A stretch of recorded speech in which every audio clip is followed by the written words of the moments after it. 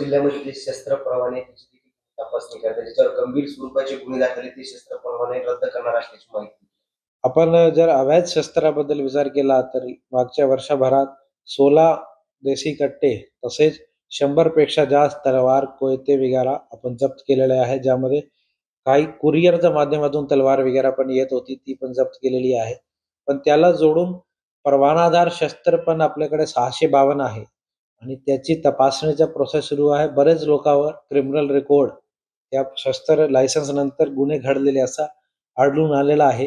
त्यामध्ये जो गुन्ह्यामध्ये अजून कोर्टची किंवा पोलिसाची कारवाई सुरू आहे किंवा जो गंभीर स्वरूपाचे गुन्हे आहे त्याची तपासणी आता शेवटच्या टप्प्यात आहे. त्याच्यानंतर त्या सर्व लोकांचे शस्त्र परवाने कॅन्सल करण्याचे प्रस्ताव माननीय जिल्हाधिकारी महोदयाला पाठवले जाईल.